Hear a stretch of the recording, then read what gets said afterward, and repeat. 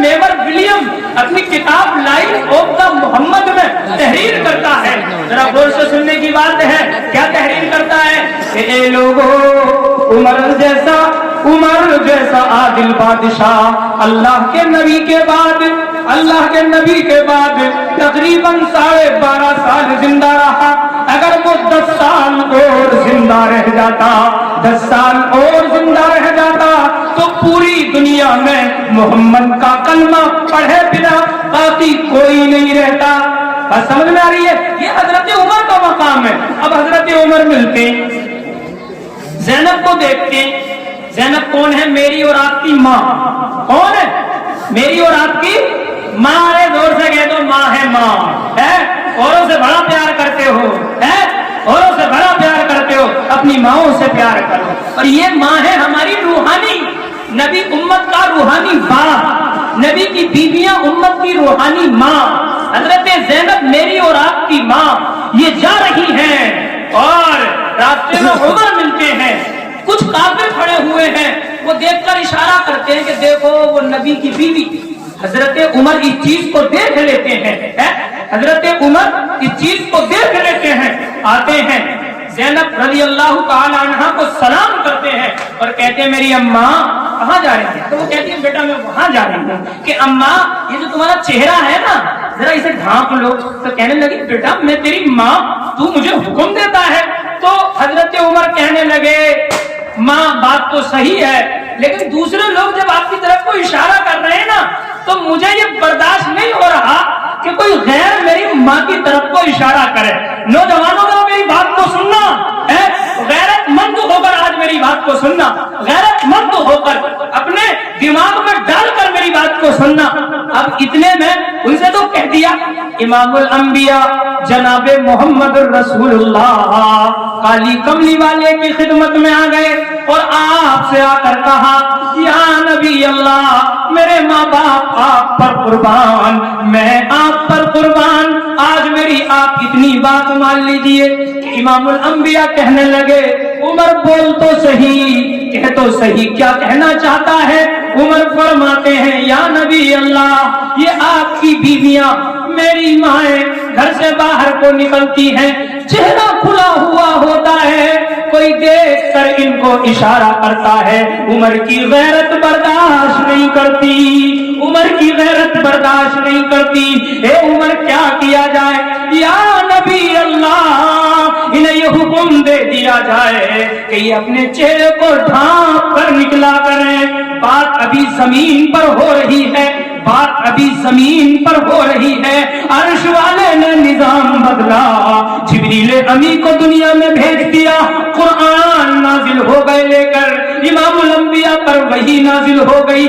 جبرائیل آ گئے اور پیارے نبی سے کہنے لگے اے نبی اللہ خدا تجھ کو سلام بھیجتا ہے اور خدا تم سے یہ کہتا ہے کہ جب تمہاری بیویاں اپنے گھروں سے نکلیں تو اپنے چہرے پر چادر کو ڈال کر نکلا کریں. یا ایھا النبی قل لازواجک وبناتک ونساء المؤمنین یدنین علیہن من جلابیبہن. اے نبی آپ اپنی بیویوں کو، آپ اپنی بیٹیوں کو، کائنات کی بیٹیوں کو، مسلمان بچیوں کو یہ حکم دے دو کہ میری بہنوں تم باہر کو جاتی ہو جاؤ، تمہیں تمہارا جانا مبارک، لیکن اپنے چہرے پر دوپٹے کو ڈال کر جانا. بات سمجھ میں آ رہی؟ عمر کے اندر غیرت تھی، عمر کو غیرت آئی، نبی کو غیرت آئی، صحابہ کرام کو غیرت آئی. اے صحابہ کرام کے ماننے والوں ہم بے غیرت کیوں بن گئے؟ ایک باپ اپنی بیٹی کو اپنے پیچھے بائک پر بٹھاتا ہے، برہنہ سر ہوتی ہے، بال بکھرے ہوئے ہوتے ہیں، گلی کے اوماباش گنڈے، گلی کے لچے، گلی کے لفنگے دیکھ کر کہتے ہیں دیکھو وہ فلاں جا رہی ہے. اور میرے نبی کا فرمان سنو، میرے نبی نے ایک فرمان سنایا. میری ماں اور بہنوں سنو، آپ بھی اپنی بہنوں سے جا کر بتانا یہ عورتیں جو ہیں یہ اپنے آپ کو کیا سمجھ رہی ہیں. یہ عورتیں جتنی بھی شادی شدہ ہیں یہ کان کھول کر سن لیں، آج تک کوئی عورت ایسی آپ کو ملی ہوگی، میری نظروں میں تو ہے نہیں، میں نے تو خود ایک موقع پر اپنی بیوی سے پوچھا، اچھا ایک بات بتاؤ، بات سننے کی ذرا غور سے آپ توجہ رکھنا کہ آپ جو ہے کبھی مرد کے لیے بھی سستی اور سمجھتی ہیں، کبھی مرد کے لیے بھی آپ خوشبو استعمال کرتی ہیں، صحیح کر کے منہ کو دھوتی ہیں اور اس کے آنے پر اس کا استقبال کرتی ہیں، معلوم ہے کیسے منہ کو سڑاتی ہیں عورتیں؟ جب آدمی آتا نا گھر میں، جب 4 دن سے اس نے کھانا نہ کھایا ہے، بات سمجھ میں آ رہی ہے؟ اس طریقے شوہر کے ساتھ یہ برتاؤ، اور پتا چل جائے آج مجھے اپنی کھلیری کے یہاں جانا، اور پتا چل جائے آج مجھے اپنی پھپھیری کے یہاں جانا، میاں جی کم سے کم آدھا پون گھنٹہ تیار ہونے میں لگا دیتی ہے، تو یہ کسے راضی کرنے کے لیے جا رہی ہے؟ یہ شیطان کو راضی کرنے کے لیے جا رہی ہے، اور یہ کس لیے جا رہی ہے؟ سوچ اس کی یہ ہوتی ہے، فلاں دیکھے گا وہ کہے گا یہ فلاں کی بیوی ہے، کتنی خوبصورت ہے، بڑی پیاری ہے، یعنی اس کی نظر میں یہ شیطانی کھوٹ ہوتی ہے، لوگ دیکھ کر مجھے خوبصورت کہیں۔ اب میرے نبی کا فرمان سن، میرے نبی نے فرمایا، ترجمہ اس حدیث کا یہ ہے، حضرت جی بیٹھے ہوئے ہیں، ذرا پوچھ لینا، اس لیے کہ حضرت جی بھی بہت بڑے عالم ہیں، الحمدللہ بڑے بڑے جلسوں میں نظامت فرماتے ہیں، پوچھ لینا۔ میرے نبی نے فرمایا وہ عورت جو اپنے گھر سے بن سور کر اس لیے نکلتی ہے کہ لوگ اسے دیکھیں، لوگ اس کی طرف کو مائل ہوں، یہ حدیث کا مفہوم ہے اور ترجمہ بھی اسی طریقے سے ہے، لوگ اسے دیکھیں، لوگ اس کی طرف کو مائل ہوں، تو سرکار فرما رہے ہیں فَهُوَ زَانِيَةٌ، تو وہ زنا کرنے والی ہے۔ اور یہ بڑی تعجب کی بات ہے، لوگوں سرکار جس چیز پر مہر لگا دے اور سرکار جس کے بارے میں یہ کہہ دے کہ یہ زنا کرنے والی ہے، تو اسے پھر بند کمروں میں کر لو، وہ زنا سے بچ نہیں سکتی ہے۔ لہذا سمجھانا، پیغام دینا اپنی بہنوں کو جا کر، پیغام دینا اپنی بیویوں کو جا کر، پیغام دینا اپنی بچیوں کو جا کر۔ اور یہ عورتیں ایک مرتبہ تو سستی ہیں شوہر کے لیے، بس کب؟ جب ان کا نکاح ہوتا ہے نا، جب دولہا لینے کے لیے جاتا ہے، بس اس دن سر لیتی ہے، بس اس دن ختم کر دیتی ہے کہانی، پھر تو زندگی بھر نہیں سستی اس کے لیے۔ سستی نا شادیوں میں، باراتوں میں، ولیموں میں، عقیقوں میں سستی ہے، لیکن شوہر کے لیے نہیں۔ ہاں کچھ ہوں گی اللہ والی، سمجھ میں آ رہی، کچھ ہوں گی اللہ والی، سب کا انکار نہیں۔ تو میرے بھائیوں، میرے بزرگوں، میرے نوجوانوں، ہمیں غیرت مند بننا، بنے گا بھائی غیرت مند، ہاتھ اٹھا کر یہی ہونا چاہیے۔ آج یہاں سے قاری خالد صاحب کی جو محنت ہے، یہاں سے یہ پیغام لے کر جائیں کہ جی مولانا کوئی بھی تھے، مولانا کہیں کے بھی تھے، جانتے تو ہم نہیں ہیں، لیکن بات تو یہ کہہ کے گئے کچھ نہ کچھ تو غیرت ہمیں، بھائی ہم میں تو اتنی غیرت آتی ہے، اگر ہماری بیوی ایسا کرے گی تو ہم تو 2 چاٹ رسید کریں گے، الحمدللہ۔ بات سمجھ میں آ رہی ہے؟ اگر ہماری بہن کرے گی تو ہم تو 2 چاٹ رسید کریں گے اس کے، 2 تو مارنے چاہیے۔ بات سمجھ میں آ رہی ہے؟ بھائی ہے، بہن ہے، نہ تو کل کو پتا کیا کہتی ہے وہ جا کے دوسرے گھر، تو کون سے کھیت کی مولی ہے، مجھے میرے بھائی نے مانا، مجھے میرے باپ نے نہ مارا، مجھے میری ماں نے نہ مارا، تو ہے مجھ پہ حکومت کرے گا، دھمکی دیتی ہے شوہر کو۔ بات سمجھ میں آ رہی ہے؟ دھمکی دیتی ہے حکومت کو، شوہر کو، اور پھر وہ نہیں ڈرتی ہے، میں اپنے باپ سے نہ ڈری، میں اپنے بھائی سے نہ ڈری۔ لہٰذا یہ پیغام بچیوں کو پیار سے دینا ضروری ہے، اور باپ کا ڈر، بھائی کا ڈر، شوہر کا ڈر ہونا بھی ضروری ہے۔ عرض قصہ مختصر یہ ہے میرے نوجوانوں، اب یہ میں عنوان پورا کر رہا ہوں تو یہ چیز میری آپ سمجھیں اور کریں گے انشاءاللہ، کل سے اس چیز پر عمل کرنے کی کوشش کریں گے بھائی نوجوانوں کریں گے۔ اچھا کون نوجوان ہیں جن کے گھروں میں ان کی بہنوں کی بارات آئے گی تو وہ اپنی بہنوں کو شادی حال میں استقبال کے لیے نہیں کھڑے کریں گے؟ ہاتھ اٹھاؤ، اللہ کا نام نہیں کھڑا کرے گا انشاءاللہ، کریں گے اپنی بہنوں کو نہیں کھڑا۔ ارے بھائی خود کھڑے ہو گئے نا، خود مسلمانوں کچھ نہ کچھ تو یہ رسمیں ختم کرتے ہیں ہم۔ بات سمجھ میں آ رہی ہے؟ کچھ بڑی رسمیں چل رہی ہیں آج کے دور میں، تو بہرحال ان چیزوں پہ عمل کرنے کی ضرورت ہے۔ آگے بڑھو، آگے بڑھو۔ غور کرو، سوچو ہم کہاں جا رہے ہیں۔ قوت فکر عمل پہلے فنا ہوتی ہے، بعد میں اس قوم کی شوکت پہ زوال آتا ہے۔ علامہ اقبال نے ایک شعر کہا تھا، کچھ شعر موج مستی والا ہے لیکن ہے بڑا پیارا۔ دیکھیے نماز پڑھنا اپنی جگہ ہے، تسبیح گھمانا اپنی جگہ ہے، جماعت میں جانا اپنی جگہ ہے، سارے کام میں آدمی کو دینداری آ رہی ہے، لیکن جماعت میں بھی خوب جا رہا، چلے پہ چلہ بھی لگا رہا، مسجد میں جا کے تسبیح بھی گھما رہا، لیکن گھر جو ہے نا، گھر اس کا بیٹی نہیں ماننی اس کی بات، بیٹا نہیں ماننے اس کی بات میں۔ یہ میں کوئی کسی کا مخالف نہیں، ایک بات بتا رہا ہوں۔ تو دینداری اس اینگل سے نکل کر دوسری چیزوں میں بھی ہونی چاہیے۔ بات سمجھ میں آ رہی ہے؟ جیسے میں نے کہا تھا کہ ہر مسجد میں نے ایک جگہ کہی تھی بات، ہر مسجد میں بیٹھ کر تسبیح گھمانے والا آدمی اللہ کا ولی نہیں ہوتا ہے، جنت میں چرواہا بکریاں چرانے والا بھی اللہ کا ولی ہوتا ہے۔ بات سمجھ میں آ رہی ہے نا؟ مثال سے ثابت ہے، حدیث سے ثابت ہے یہ واقعہ۔ بات سمجھ میں آ رہی ہے؟ وہ چرواہا جس کے دل میں اللہ کا خوف تھا، اس نے حضرت عمر کو لرزا دیا تھا، اور عمر نے جب اس سے یہ کہا تھا کہ ایک بکری مجھے دے دے اور کہہ دے نا بھیڑیا کھا گیا، تو چرواہے نے کیا کہا تھا معلوم ہے؟ اے عمر این اللہ، میں کہہ دوں بھیڑیا کھا گیا، مالک کو تو دھوکہ دے دوں گا، لیکن پھر اللہ کہاں ہے؟ اللہ کے بارے میں کیا کہوں گا؟ ارے اللہ سے تو کوئی چیز چھپی ہوئی نہیں ہے۔ تو میرے نوجوان بات سمجھ میں آ رہی ہے نا؟ یہ زندگی میں آج کے دور میں تسبیح گھمانا بڑا آسان، اپنے بارے میں بتانا بڑا آسان، لیکن شادی حال میں کھڑے ہو کے کھانا، اس میں مستی آ رہی ہے، اس میں داڑھی والے بھی کھا رہے ہیں، بات سمجھ میں آ رہی ہے، اور خوب دبا کے کھا رہے ہیں، بات سمجھ میں آ رہی ہے، خوب دبا کے کھا رہے ہیں۔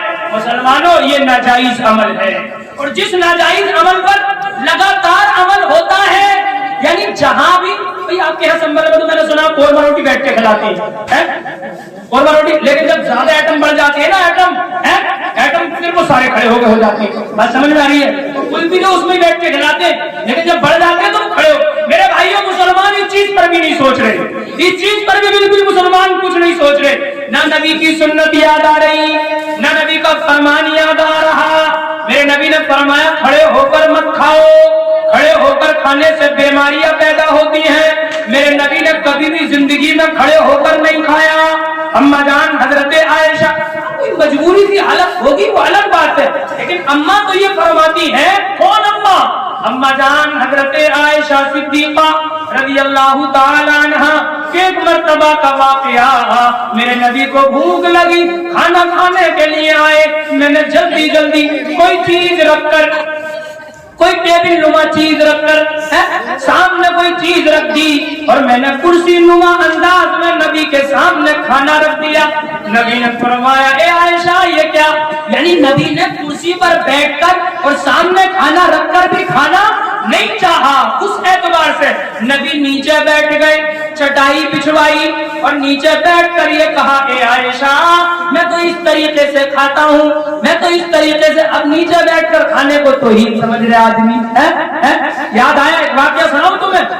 یاد آیا ایک واقعہ سناؤں؟ حضرت حذیفہ بن الیمان ایک بڑے درجے کے صحابی ہیں، یہ اللہ کے نبی کے ایلچی اور قاصد بن کر قیصر و کسریٰ کے دربار پہنچے۔ سننے والی بات ہے غور سے نوجوانوں، ابھی جب دربار میں پہنچتے ہیں تو کیا ہوتا ہے دیکھیے، جب بیچارے وہاں پہنچے تو شاہی دسترخوان لگا ہوا ہے، شاہی دسترخوان، ان کے ساتھ میں ایک دوسرے صحابی تھے، کھانا کھانے کے لیے بیٹھے تو ان کے ہاتھ میں سے کھانا کھاتے ہوئے ایک لقمہ دسترخوان پہ گر گیا۔ اب یہ اللہ کے نبی کے سامنے کیا دیکھتے تھے؟ اللہ کے نبی نے کیا فرمایا کہ دسترخوان پر لقمہ گر جائے تو اسے اٹھا کر کھا لو، اسے اٹھا کر کھا لو۔ اب یہ اٹھانے لگے تو پاس والے جو صحابی تھے نا، انہوں نے پونی ماری اس طریقے سے، یہ کیا کر رہے ہو؟ شرم کی بات ہے، یہ کیا کر رہے ہو؟ انہوں نے کہا کیا کر رہے ہو؟ ٹھیک نہیں ہے، کیا کر رہے ہو؟ بات سمجھ میں آ رہی ہے؟ لقمہ اٹھا کر کھا رہے ہو۔ تو انہوں نے کہا میرے پیارے یہ شاہی دسترخوان ہے، یہاں گرے ہوئے کو اٹھا کر کھانا توہین سمجھی جاتی ہے۔ انہوں نے کہا ہاں مجھے بھی معلوم ہے، لیکن میرے نبی کا فرمان ہے گرے ہوئے کو اٹھا کر کھانا میرے نبی करीम की सुन्नत है। मैंने अपने नबी को उठाकर खाते हुए देखा है, ये मेरे नबी का तरीका है। ये मुझे तौहीन से देखें या जिल्लत से देखें, किसी नजर से भी देखें, ये मेरे नबी की सुन्नत है, मैं उठाकर इसे खाऊंगा। अतत्रुकु सुन्नत रसूलिल्लाह लिहाउलाइल हुमुका। मैं इन बेवकूफों के चक्कर में अपने नबी की सुन्नत को पामाल नहीं कर सकता है। अरे सुभान अल्लाह तो कहते एक बार, इतनी प्यारी बात आई है, फिर भी सुभान अल्लाह नहीं, फिर भी कंजूसी है, कितनी प्यारी। अरे भाई ज्यादा चीखने कोई तो मना करते हो उलमाए देवबंद है, कभी कभी तो सुभान अल्लाह कह देना चाहिए है। वो तो यूं कहते हैं तो बिल्कुल तमीज नहीं कि वो जहन्नम में चला गया, सुभान अल्लाह उसने लठ मार दिया, जगह नहीं, बल्कि मौके महल के एतबार से कभी न कभी कह देना चाहिए। सुभान अल्लाह कहने से नेकी मिलती है और आदमी के अंदर सुनने का जज्बा पैदा रहता है। ये नहीं पता चले मियां जी आए तो तकरीर सुनने, बात लोग ऐसे होते जलसे के शौकीन बेचारे कि जाते तो जलसा सुनने टेक लगा के सोते हैं, वो अच्छा है बस जलसा खत्म। ऐसा भी नहीं होना चाहिए। आदमी जब अपना वक्त लगा रहा है तो फुर्ती से इखलास से सुनना चाहिए ताकि जो वक्त है वो कामयाब हो। तो क्या कहा साहबी रसूल ने कि इन बेवकूफों के चक्कर में मैं अपने प्यारे नबी के तरीके को पामाल नहीं कर सकता। अल्लाह हमें और आपको वो जज्बा नसीब करे। आज हमारी भी तमन्ना होनी चाहिए, आज हमारा भी जज्बा होना चाहिए, आज हमारी भी ये चाहत होनी चाहिए। होगी ना चाहत?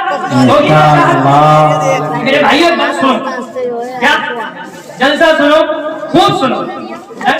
कब्रिस्तान जाओ, जाना कोई आज ही फर्ज नहीं है, बात समझ लो कि यहाँ करीब में है, माहौल है, जाओ, कोई अच्छी बात नहीं। लेकिन अगर आप घर जाकर पूरी रात सो भी जाओ ना तो कोई ऐसा नहीं कि आप बहुत बड़ा गुनाह कर रहे हैं। लेकिन यहाँ सुनकर जो बातें जा रहे हो ना आप, आइंदा जो रातें आएंगी उनमें गौर फिक्र कर लियो, उनमें गौर फिक्र कर लियो कि भाई आज तो हम मुल्ला जी बन गए। बात समझ में आ रही है? नौजवानी वाला जुनून नहीं होना चाहिए। एक दिन तो बस अब तो बस हम आसमान पर जाकर ही रहेंगे और दूसरे दिन को कोई पता ही नहीं है।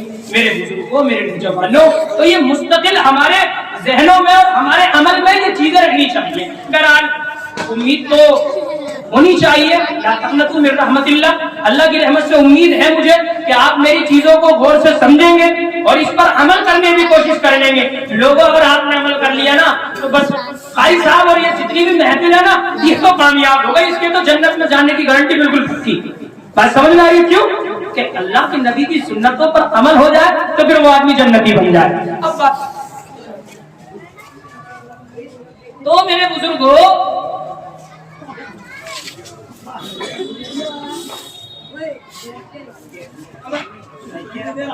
बुजुर्गों, ये चीज हमारे लिए बड़े समझने की। अब ये बैठे हुफ़ाज़े किराम, बैठे ना बैठे उलमाए किराम, आज के दौर में इन बेचारों की हालत मत पूछो। मेरा किस्सा सुनाया, किस्सा सुना छोटा सा, सुना थोड़ा सा, 2 लोगों वाला, बड़ी अजीब हालत हो रही है। बेचारे जो हमारे देखिए मसाजिदों का, मदारिसों का निजाम ही हमारे मालदार भाइयों के पैसे से चल रहा है, इसमें कोई शक नहीं। कुछ लोग हैं उनमें से, बात समझ में आ रही है, 100 में से 15% लोग हैं मालदारों में से और 100 में से 50% लोग हैं मिडिल तबके में से, दरमियानी तबका जो है। आज के दौर में मसाजिद और मदारिस का ख्याल कौन ज्यादा रख रहा है? जो 15-20 हजार महीने में कमा रहे हैं, उसमें जुनून है ज्यादा देने वाला। ये मैं अपना तजर्बा बता रही हूँ और बड़े बड़े लोगों का तजर्बा बता रही हूँ, इसलिए कि जो ज्यादा बड़े बड़े हैं उन्हें तो बात ही करने फुर्सत नहीं है। बात समझ में आ रही है? तो ये काम सारा इस चीज से चल रहा है, मदारिसों का भी, मसाजिदों का भी। बात समझ में आ रही है? दुनिया का जो चीज है ये जरूरतें हैं। ये बच्चे हैं जो आपके यहाँ बैठे हैं, बात समझ में आ रही है? इन बच्चों की बात सुन। दूल्हा बन के जाता दूल्हा बन के तैयार होके जाता है, वो खूबसूरती से उसे तैयार किया जाता है। दुल्हन कहाँ इस्तेकबाल करती है, उसका इंतजार करती है अपनी माँ के घर पे। अब एक हदीस का मफ़हूम है, अताउल्लाह शाह बुखारी रहमतुल्लाह अलैह, अल्लाह हजरत की कब्र पर करोड़ रहमतें और बरकतें नाज़िल फरमाए। अताउल्लाह शाह बुखारी एक बहुत बड़े मुकर्रिर और एक बहुत बड़े मुबल्लिग गुजरे थे। वो कहा करते थे कि लोगों सुनो, कुरान वो अल्लाह का कलाम है, कुरान وہ اللہ کا کلام ہے، جو اس سے پیار کرتا ہے خدا خود اس سے پیار کرتا ہے۔ قرآن سے پیار کرو گے قرآن سے پیار؟ اب سنو قرآن پڑھنے والوں کی بات ہے۔ میری نظروں میں ماسٹر بہتر، آپ کی نظروں میں انجینئر بہتر، آپ کی نظروں میں ڈاکٹر بہتر، آپ کی نظروں میں ایکسپورٹ کرنے والا بہتر، آپ کی نظروں میں کارخانہ چلانے والا بہتر، لیکن میرے سرکار سے پوچھو سرکار تمہاری نظروں میں کون بہتر ہے؟ تو میرے سرکار فرما رہے، امام بخاری نے نقل فرمایا، میرے سرکار نے فرمایا خیرکم من تعلم القرآن وعلما، تم میں سب سے بہتر وہ ہے جو قرآن کو پڑھتا بھی ہے اور قرآن کو پڑھاتا بھی ہے۔ سرکار کس سے بہتر فرما رہے؟ سرکار ابھی سن لو بات، میں کوئی اپنی طرف سے تھوڑی کہہ رہی ہوں، یہ تو میرے سرکار کا فرمان ہے۔ سرکار کیا کہہ رہے؟ تم میں سب سے بہتر وہ ہے جو قرآن کو پڑھتا بھی ہے قرآن کو پڑھاتا بھی ہے۔ اور یہاں ایک جملہ اور کہو، جو آج کے دور میں قرآن کریم کو اپنا مال لگا کر اپنی دولت لگا کر پڑھاتا بھی ہے، ارے اسے بھی ثواب ملے گا، ایسا نہیں کہ اس کا پیسہ ایسے ہی بیکار چلا جائے گا۔ بات رب پہ جو چھوڑ دیتا ہے، ٹوٹے رشتے کو جوڑ دیتا ہے، اس کی رحمت کا کیا ہے لطف و کرم، اس سے لاکھ مانگو وہ کروڑ دیتا ہے۔ کون دیتا ہے کروڑ؟ اللہ۔ کون دیتا ہے کروڑ؟ اللہ۔ لہذا اللہ سے مانگو اللہ سے۔ تو یہ حافظ قرآن جب یہ قرآن کو پڑھتے قل اعوذ برب الناس، قل اعوذ برب الفلق، قل اعوذ برب الناس ملک الناس الہ الناس من شر الوسواس الخناس الذي يوسوس في صدور الناس من الجنة والناس۔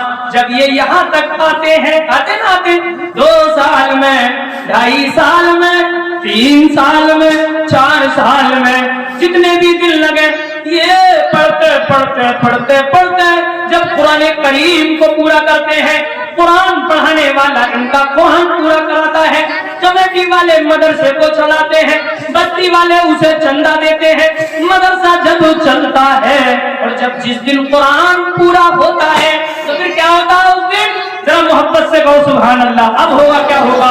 ذرا غور سے سننے کی بات ہے، بڑی غور سے سننے کی بات ہے یہ کیا کہ جب ان کا قرآن پورا ہوتا ہے اور اللہ کا کلام پورا ہوتا ہے اور یہ حافظ قرآن بنتے ہیں تو جنت کی 70 حوریں، کتنی حوریں؟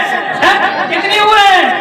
ارے دنیا میں ایک کے پیچھے دیوانہ کرتا آدمی، بات سمجھ میں آ رہی ہے؟ ایک نچا دیتی ہے پوری دنیا میں، ادھر سے ادھر کو، ادھر سے ادھر کو، ادھر کتنے لوگوں نے ان حوروں کے چکر میں ماں باپوں کو چھوڑ دیا، انہوں نے بوڑھی ماؤں کو چھوڑ دیا، ایک حور کے پیچھے دیوانے ہو جائے نا۔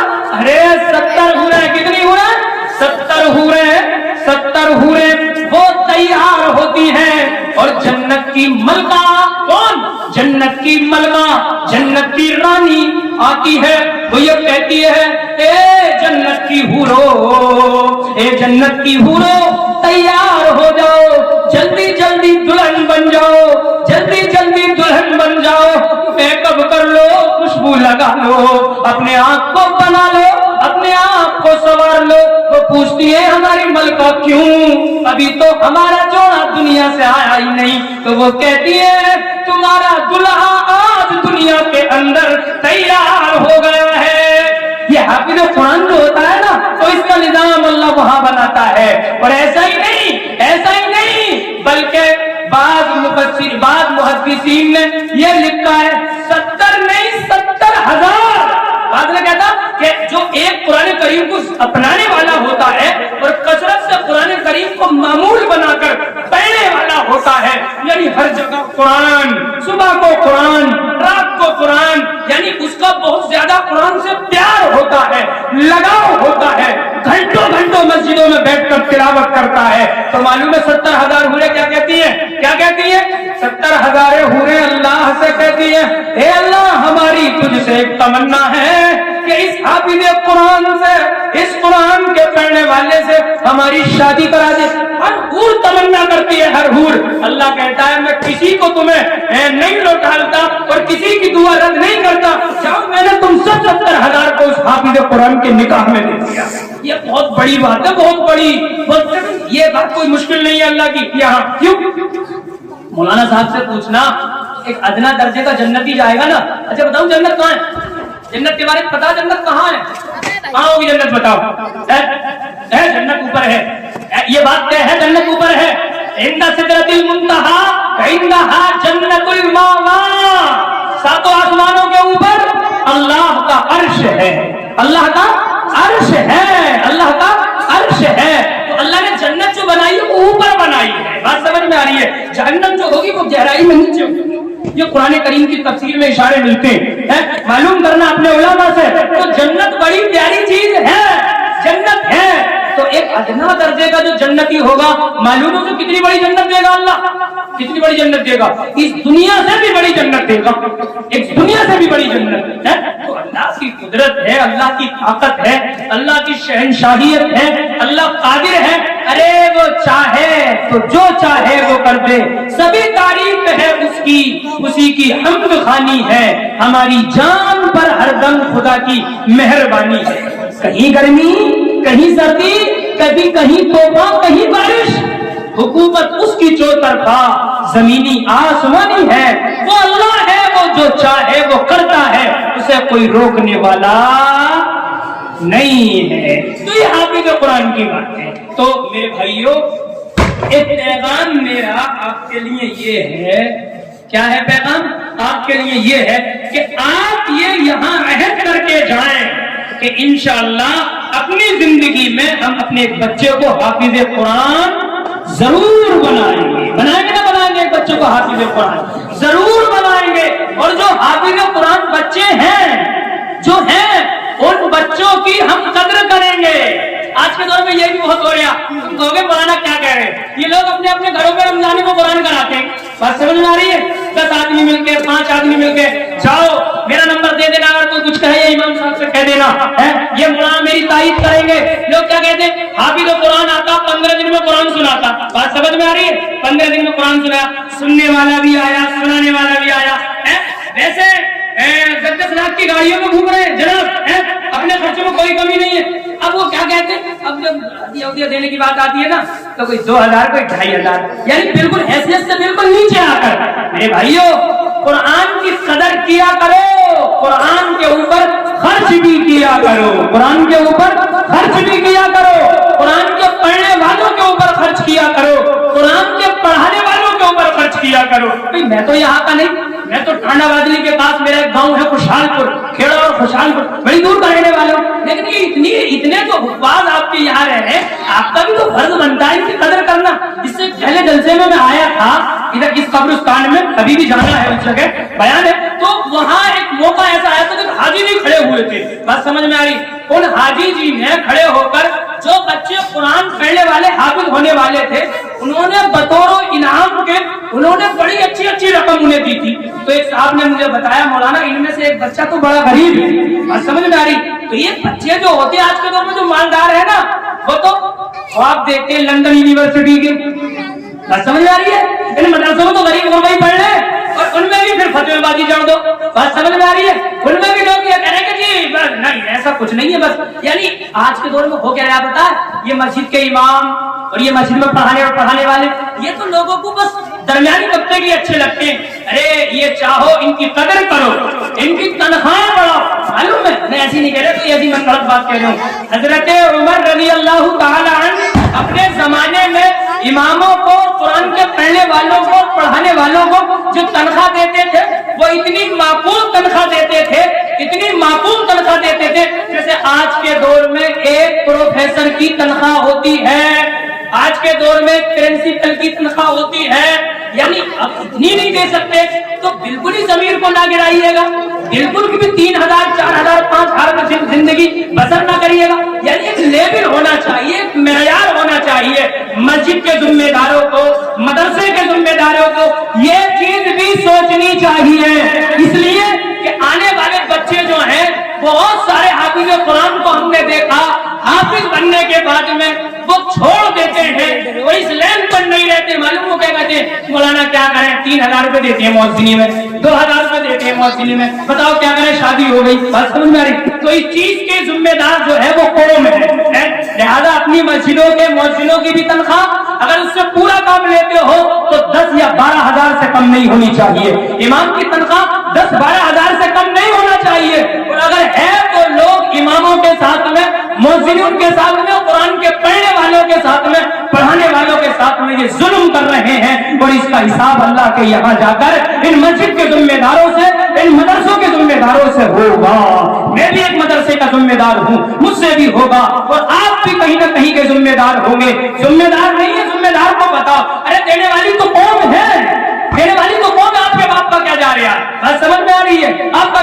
जैसे एक मस्जिद के सेक्रेटरी साहब ने कहा इमाम साहब से, बड़ी दिल लगी की बात है, इमाम साहब दुआ कर दो। क्या दुआ कर दे कि मेरा बेटा नौकरी के लिए जा रहा है, उसकी अच्छी नौकरी लग जाए। तो इमाम साहब ने हाथ उठाया, कहा अल्लाह जितनी मेरी नौकरी है इतनी नौकरी इसकी लग जाए। तो वो कहने लगे इमाम साहब तुम्हारा दिमाग खराब है, मुझे दुआ दे रहे हो, बद्दुआ दे रहे हो क्या, दुआ दे रहे हो, बद्दुआ दे रहे हो क्या। भाई कभी मैं तुम्हारा इतनी नौकरी में जिंदगी बदल नहीं होगी कि नहीं, कि मेरे बारे में नहीं सोचा कभी, बस समझ मेरे बारे में कैसे बोल दिया। अपने बेटे के लिए 40,000 मिल जा, 70,000 मिल जा, तुझसे ही रखने आते, इमामों से रखने नहीं आते। गौर करने की बात है, गौर करने की बात है मेरे बुजुर्गों। ये कुरान बड़ी अजमत वाला है, इसकी कदर बातों से नहीं होती है, इसकी कदर कुरान पर खर्च करने से भी होती है, खर्च करने से भी होती है। लिहाजा अंदाजा लगाएं, मैदान महशर कायम होगा, नफसी नफसी का आलम होगा, अल्लाह तबारक व तआला इंसाफ का तराजू रखेगा और आमाल अल्लाह गिनेगा नहीं, आमाल अल्लाह तोलेगा। मौलाना बैठे पूछना भाई गिनने चाहिए, तोलेगा क्यों अल्लाह, तोलेगा क्यों बताए। इसलिए कि कभी दुनिया में ऐसा भी हुआ होगा, एक हाफिज कुरान निकल कर जा रहा होगा, कोई आदमी अपने घर पर बैठा होगा, उसने उस हाफिज कुरान को देखा होगा, उसने उसको सलाम किया होगा, उसने उसकी इज्जत की होगी और इस वजह से उसने उसका अदब किया होगा। ये हाफिज कुरान है, इसके दिल में अल्लाह तेरा कलाम है, मैं इसकी कदर कर रहा हूँ, ये इखलास अल्लाह ने उसका कबूल किया होगा। कोई बड़ी नेकी नहीं, कोई बड़ी नेकी नहीं, कोई बड़ा हज नहीं, कोई बड़ा काम नहीं, लेकिन अल्लाह के यहाँ जब इसके अमल को तोला जाएगा तो बड़े बड़े नमाजियों से भारी पड़ जाएगा। अल्लाह के यहाँ अमाल तोले जाएंगे, गिने नहीं जाएंगे। इसी वजह से हुज्जतुल्लाहि अलल अर्द अल इमामुल अकबर हजरत मौलाना कासिम नानोतवी बानी दारुल उलूम देवबंद सबका हो अल्लाह हजरत की कब्र पर करोड़ बरकतें नाज़िल फरमाए। हम उलमाए देवबंद के मानने वाले हैं, हम देवबंद के रूहानी बेटे हैं, हम देवबंद के फर्जंद हैं। अल्लाह हजरत की कब्र पर करोड़ रहमतें और बरकतें नाज़िल फरमाए। हजरत ने अपना अकीदा बयान किया कि हमारा अकीदा क्या है। हमारा अकीदा ये है कि हमारे नबी का अपनी इबादत का एक सजदा, क्या है अकीदा, हमारे नबी ने जो अल्लाह की इबादत की उस इबादत में से अगर एक सजदा लिया जाए और पूरी दुनिया के नमाजियों की इबादतें सजदे कुरान की तिलावतें यानी पूरी दुनिया के सारे आमाल एक तरफ कर लिए जाए, एक पलड़े में रखा जाए और मेरे नबी का एक सजदा एक पलड़े में रखा जाए और दोनों का वजन किया जाए तो मेरे नबी का एक सजदा पूरी दुनिया की इबादतों पर भारी पड़ जाएगा। क्यों क्यों क्यों क्यों? जो मोहब्बत मेरे नबी को खुदा से है वो मुझे और आपको नहीं हो सकती है। लिहाजा खुदा आमाल को तोलेगा, आमाल को तोलेगा और इखलास वाला आमाल काम आएगा, खुलूस वाला आमाल काम आएगा, जिसमें अल्लाह की रजा होगी, जिसमें अल्लाह का डर होगा, जिसमें अल्लाह का खौफ होगा, जिसमें अल्लाह का प्यार होगा। तो मैंने क्या कहा कि अल्लाह इंसाफ का तराजू रखेगा और अल्लाह तबारक व तआला कुरान के पढ़ने वाले को खड़ा करेगा। इसे खड़ा करेगा, कुरान के पढ़ने वाले को खड़ा करेगा और उससे ये कहेगा, ए मेरे बंदे खड़ा हो जा और 10 ऐसे आदमी जिनके लिए आज जहन्नम का टिकट मिल चुका है उनको रोक ले और जा, उन्हें जहन्नम से रोक कर जन्नत की तरफ लेकर चला जा।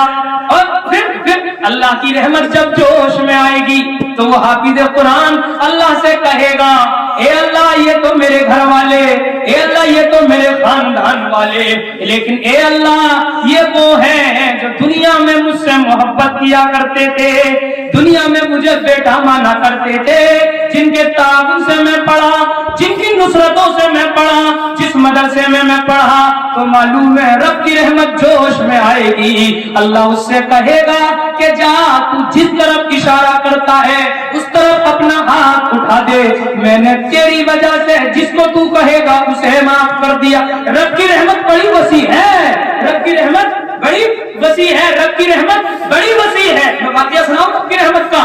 وہیں اللہ تبارک و تعالیٰ دو آدمیوں کے بارے میں یہ فیصلہ کرے گا کہ جاؤ تم دونوں جہنم میں چلے جاؤ۔ دو آدمیوں کے بارے میں فیصلہ ہوگا، ذرا غور سے سنیں۔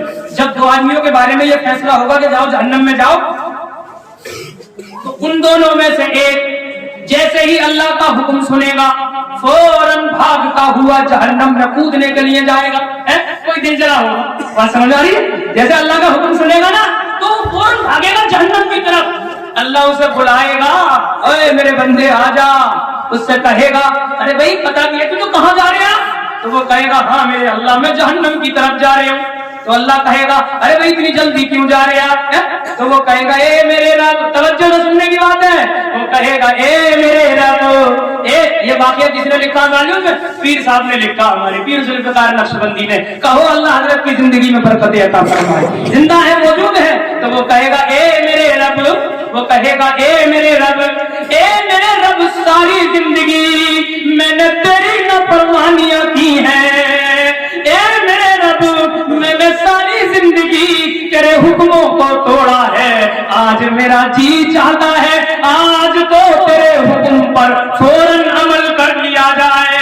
اللہ کی رحمت جوش میں آ جائے گی، اللہ کہے گا آ جا میرے پیارے، اب مجھے تجھے جہنم نہیں دینی، میں نے اپنے فضل و کرم سے تجھے معاف فرما دیا، میں نے اپنے فضل و کرم سے تجھے معاف فرما۔ یہ ہے اللہ، یہ ہے ہمارا اللہ، یہ ہے ہمارا رب۔ دوسرا آدمی جس سے یہ کہا جائے گا جا تو جہنم کی طرف چلا جا، جا تو جہنم کی طرف چلا جا، وہ آدمی جہنم کی طرف قدم رکھے گا، وہ آدمی جہنم کی طرف قدم رکھے گا، ایک قدم رکھے گا مڑ کر دیکھے گا، دوسرا قدم رکھے گا مڑ کر دیکھے گا، تیسرا قدم رکھے گا مڑ کر دیکھے گا، چوتھا قدم رکھے گا مڑ کر دیکھے گا، ہر قدم پر اللہ کی طرف کو دیکھتا ہوا جائے گا۔ اللہ اس سے کہے گا ارے کیا دیکھ رہا ہے، کیا جہنم کا راستہ نہیں دیکھا، جا جہنم کی طرف چلا جا۔ تو وہ کہے گا اے میرے اللہ، اے میرے اللہ، اے میرے اللہ، آج تک میں سنتا چلا آیا تھا، گناہ کرتا چلا آ رہا تھا، سنتا چلا آ رہا تھا، گناہ کرتا چلا آ رہا تھا، اور یہ سنا تھا کہ رب کی رحمت بڑی وسیع ہے، رب بڑا رحم کرنے والا ہے، رب بڑا کرم کرنے والا ہے۔ میں ہر قدم رکھنے کے بعد تیری طرف کو دیکھ کر یہ سوچتا ہوں ہو سکتا ہے اب نظر کرم ہو جائے، اب نظر کرم ہو جائے، اب نظر کرم ہو جائے۔ اللہ کہے گا آ جا، میری تجھ پر بھی نظر کرم ہو گئی، میں نے تجھ کو بھی معاف فرما دیا۔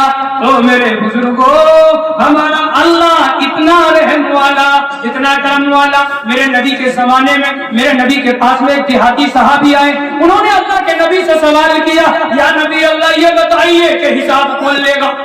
ایسا کہتے ہیں نا دروگا کون ہے اس کھانے میں، کیا کہتے ہیں دروگا کون ہے؟ ہاں چلو وہ ہے تو کام ہو جائے گا، کہتے نا کہتے ہیں فلاں محکمے میں کون آدمی بیٹھا کہ وہ ہے کام ہو جائے گا۔ تو وہ دیہاتی صحابی تھے، انہوں نے اللہ کے نبی سے آگے پوچھا یا نبی اللہ یہ کہتے ہیں حساب ہوگا، حساب ہوگا، حساب ہوگا، حساب لینے والا کون ہوگا؟ میرے نبی فرما رہے ہیں کہ اللہ ہوگا، اللہ ہوگا۔ تو اس نے کہا، اس نے نعرہ لگایا اے ہے مزے آ گئے، اے مزے آ گئے، اے مزے آ گئے۔ تو کیا بات ہے، اللہ حساب لینے والا ہوگا، مزے آ گئے، مزے آ گئے، یہ بھی نعرے لگا رہے ہو؟ تو اس نے کہا تمہیں پتا نہیں ہے اللہ حساب لینے والا ہوگا، اللہ رحیم ہے، اللہ دنیا میں بھی درگزر کا معاملہ فرماتا ہے، اللہ آخرت میں بھی معاف فرما دے گا۔ یعنی رحمت بھی کی امید بھی ہونی چاہیے اللہ سے، یہ صحابہ کرام کا معاملہ ہے، اور کچھ نہ کچھ تیاری بھی ہونی چاہیے۔ بات سمجھ میں آ رہی ہے؟ ارے اللہ کی رحمت کو بھی اپنے قریبی کرنا چاہیے، زندگی بھر اللہ کو ناراض نہیں کرنا چاہیے۔ بات سمجھ میں آ رہی ہے؟ ناراض نہیں کرنا چاہیے، نبی کا دل نہیں دکھانا چاہیے، صحابہ کرام کے طریقے کو اپنانا چاہیے۔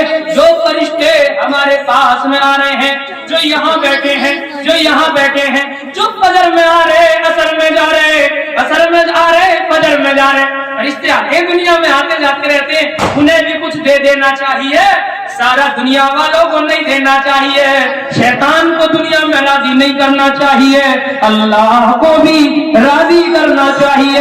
تو میں بتا رہا تھا کہ میدان محشر قائم ہوگا، سامنے سے ایک جماعت آئے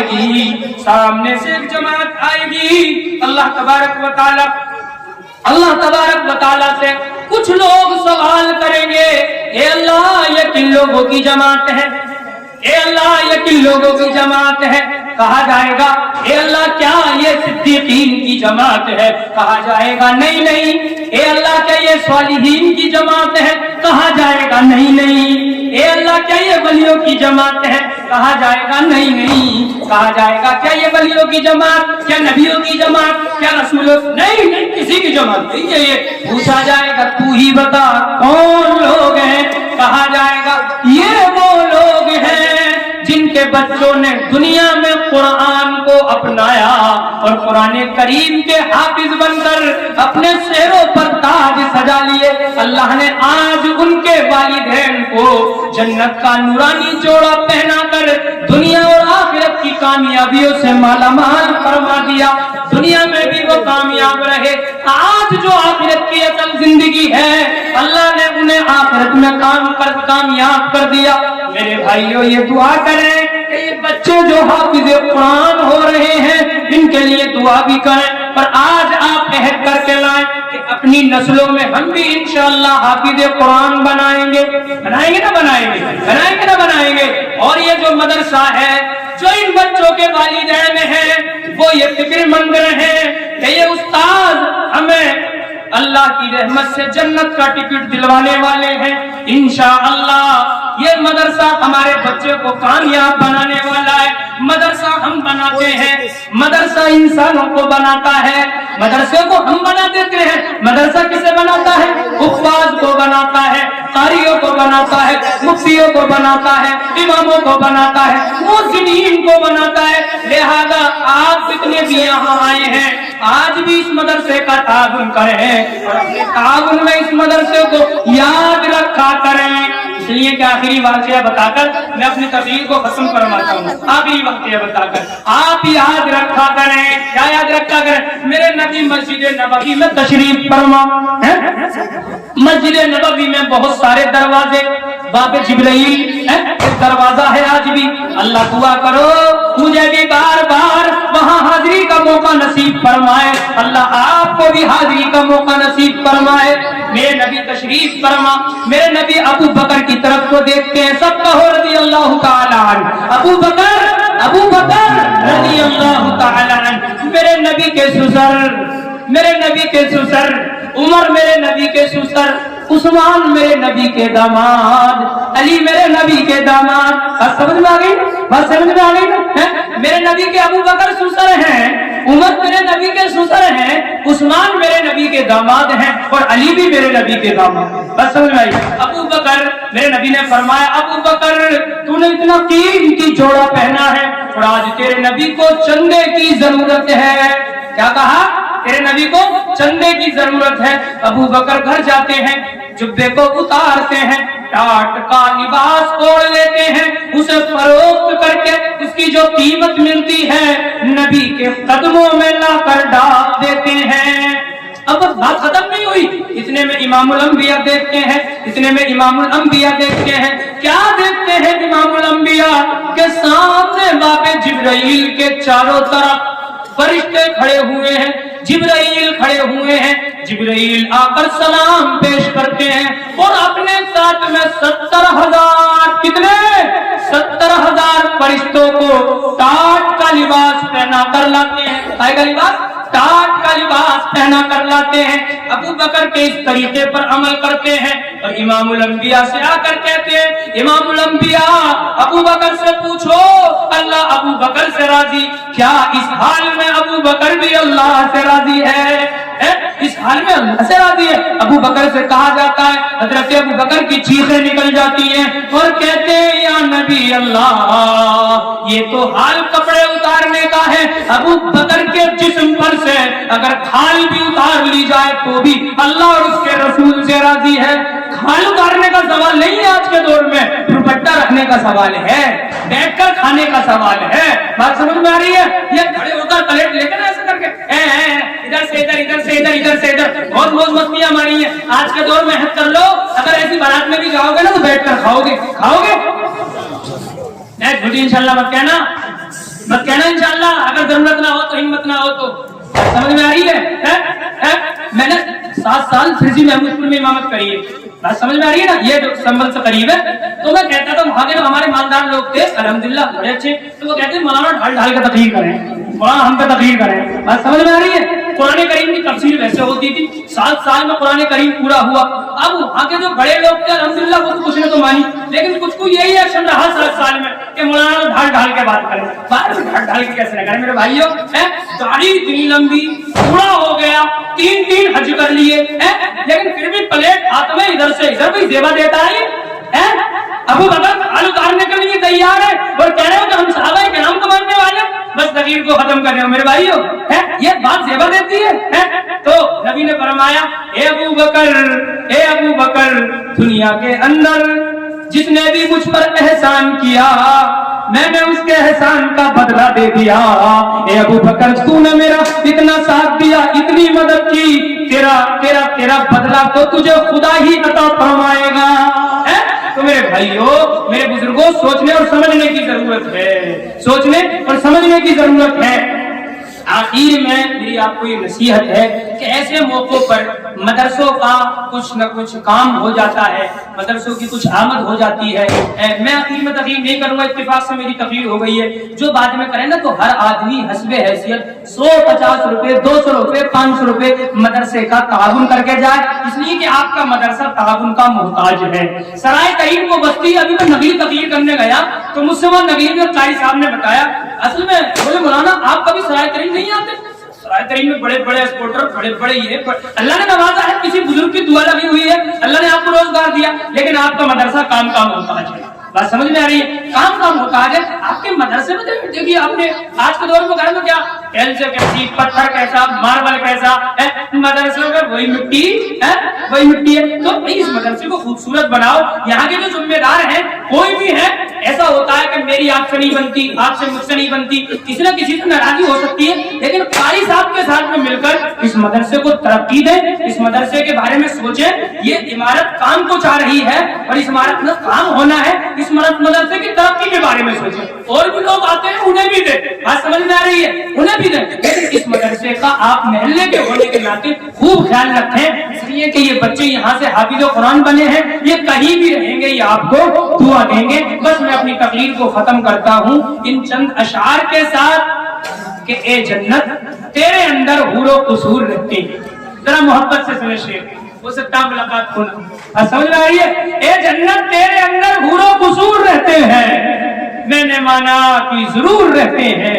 मेरे दिल का तवाफ कर ले जन्नत, मेरे दिल के अंदर हुजूर रहते हैं, मेरे दिल के अंदर हुजूर रहते हैं। जो यादें मुस्तफा से दिल बहलाया नहीं करते, हकीकत में वो लुत्फ़े जिंदगी पाया नहीं करते।